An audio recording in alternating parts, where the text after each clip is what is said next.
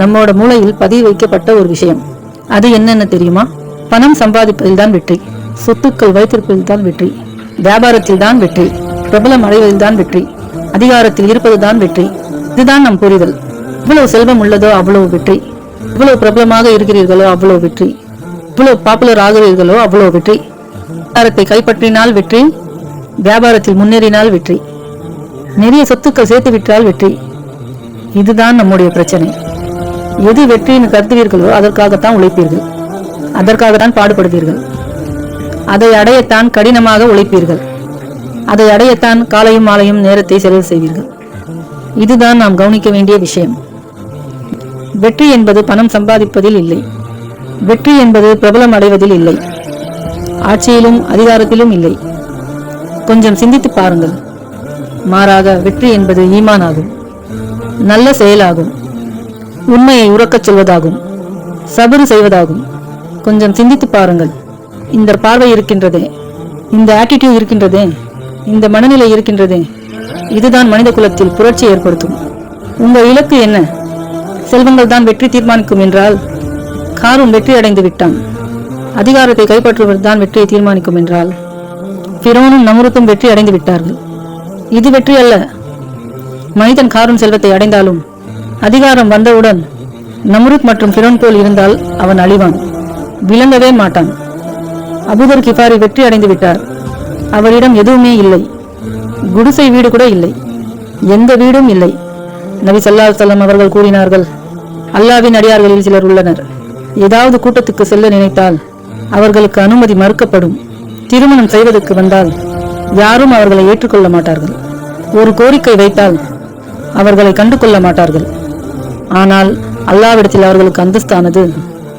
அவர்கள் தவறாக ஒரு வாக்குறுதி கொடுத்தாலும் அல்லாஹ் அதை நிறைவேற்றுவான். இதுதான் வித்தியாசம். இங்கே பாருங்கள், இந்த விஷயத்தை ஏற்றுக்கொள்வது மிகவும் சுலபம். இதற்கு சுபஹான் அல்லாஹ் சொல்வது சுலபம்.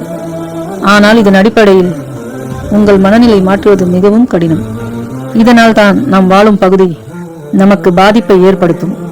பெரிய மாளிகை, அதை பார்த்தவுடன் ஒரு விதமான ஆசை பிறக்கும். 20 அடி நீளம் கொண்ட ஒரு கார் உங்களை கடந்து சென்றால் ஒரு நிமிடம் நமக்கு ஒரு எண்ணம் பிறக்கும். ஒரு எண்ணம் தோன்றும், இவர்கள் கொடுத்து வைத்தவர்கள், இவர்கள் வெற்றி அடைந்தார்கள். ஆனால் யாருக்கு தெரியும், இது துரதிர்ஷ்டமாக இருக்கலாம், இது தோல்வியாக கூட இருக்கலாம். இது நம் மூளையில் பதிய வைத்தால், இதை நம் மூளையில் பதிய வைத்தால் எது வெற்றி என்று புரியும். குர்ஆனில் நீங்கள் பாருங்கள், உலாயிகல் ஹுமுல் முஃப்லிஹூன், இவர்கள்தான் வெற்றியாளர்கள் என்று தொழுகையிலும் இந்த வசனம் ஓதப்பட்டது. ருக்கு செய்யுங்கள், சஜ்தா செய்யுங்கள், உங்க ரப்புக்கு அடிபணியுங்கள், மேலும் நீங்கள் வெற்றி அடைய நல்ல செயல்களும் செய்யுங்கள். இதுதான் வெற்றி. இதுதான் மிகப்பெரிய படிப்பினை. ஒருவேளை இது நம் உள்ளத்தில் இருந்தால், புகுந்து விட்டால் வாழ்க்கை மாறிவிடும், நம் இலக்கும் மாறிவிடும், நாம் உழைப்பு போடுமிடம் மாறிவிடும், நம் வேல்யூ ஸ்ட்ரக்சர் மாறிவிடும். இதுதான் முக்கியம் என்று உள்ளவர்களுக்கு நாளைக்கு பயனற்றதாக தெரியும். நபி ஸல்லல்லாஹு அலைஹி வஸல்லம் அவர்கள் கூறினார்கள், உலகத்துக்கும் எனக்கும் என்ன சம்பந்தம்? என்னுடைய உதாரணம் பயணம் செய்வதன் போல் ஆகும். என்னுடைய உதாரணம் பயணம் செய்பவன் போல் ஆகும். அவன் சிறிதளவு நேரம் அந்த மரத்துக்கின் கீழ் உட்காருவான், ஓய்வெடுப்பதற்காக. பிறகு அவன் சென்று விடுவான். அவனுக்கும் மரத்துக்கும் சம்பந்தம் இல்லை. அது அவன் வீடும் இல்லை, இலக்கும் இல்லை. அதுபோல்தான் இந்த உலகம் என் வீடும் இல்லை. நாம் கூறுகிறோம், இன்னா லில்லாஹி வ இன்னா இலைஹி ராஜிஊன். நாங்கள் பயணிகள், நாங்கள் அல்லாஹ்விடம் இருந்து வந்தோம், அல்லாஹ்விடமே திரும்பிச் செல்வோம்.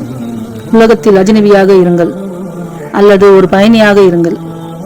இந்த ஆயத்தை நாங்கள் உள்வாங்க வேண்டும். வல் அஸ்ர் இன்னல் இன்சான லஃபீ குஸ்ர் இல்லல் லஸீன ஆமனு வ ஆமிலு ஸாலிஹாத்தி வ தவாஸௌ பில் ஹக்கி வ தவாஸௌ பிஸ் ஸப்ர். இதுதான் விஷயம். சஹாபாக்கள் ஏன் ஒருவருக்கு ஒருவர் நினைவு கூர்ந்து கொண்டார்கள்? ஒருவேளை பனி பேய்ந்து கொண்டிருந்தால், பனி பேய்ந்து கொண்டிருக்கும் போது வெளியே சென்றால் பனி ஒட்டி கொள்ளும். அந்த பனியை உங்கள் துணியில் மீது தட்டி விடுவீர்கள். ஈமான் கொண்ட நாம் இந்த உலகில் பயணம் செய்யும் போது தடுமாற்றம் வரும். பனி ஒட்டிக்கொள்ளும், அதை தட்டிவிட்டு கொண்டே இருக்க வேண்டும். அது செய்வதற்கான சிறந்த வழி ஞாபகம் வைத்துக் கொள்ளுங்கள், இது அல்ல வெற்றி. இந்த கவர்ச்சியான உலகம் இருக்கின்றதே, இது உங்களை முழுகடிக்கின்றது. இக்பாலுடைய கவிதை ஞாபகம் வருகிறது. இந்த உலகத்தில் முழுகுவது காபிர்களோட அடையாளமாகும். ஆனால் உலகத்தையே முழுகடிப்பது மூமினின் அடையாளமாகும். ஆனால் உலகத்தை முழுகடிப்பது மூமின்களில் அடையாளமாகும். இதில் மூழ்கி விடாதீர்கள், முட்டாளாகி விடாதீர்கள், தொலைந்து போய் விடாதீர்கள். உங்களை ஆட்கொள்ள வேண்டாம், உங்கள் இதயங்களை கைப்பற்ற வேண்டாம். உங்களுக்கு நீங்களே நினைவூட்டிக் கொள்ளுங்கள். வல் அஸ்ர் இன்னல் இன்சானா லஃபீ குஸர் இல்லல் லஸீனா ஆமனஹு ஆமினு ஸாலிஹாத்தி வதவாஸவ் பில் ஹக்கி வதவாஸவ் பிஸ் ஸபர். திரும்பவும் ஞாபகப்படுத்துங்கள், நினைவூட்டிக் கொள்ளுங்கள். வெற்றி என்பது செல்வம் இல்லை. செல்வம் மூலம் வெற்றி கிடைக்காது. அதிகாரத்தில் இருப்பது வெற்றி இல்லை. வெற்றி என்பது பிரபலமாக இருப்பதும் இல்லை. சொத்துக்கள் வைத்திருப்பது வெற்றி இல்லை. ஈமான் மூலமாகத்தான் வெற்றி கிடைக்கும். நல்ல செயல்கள் செய்வது மூலம்தான் வெற்றி கிடைக்கும். வெற்றி என்பது உண்மையை உறக்க சொல்வதாகும். மேலும் வெற்றி என்பது சபர் செய்வதாகும். இந்த 4 விஷயம்தான் வெற்றிக்கான சாவியாகும்.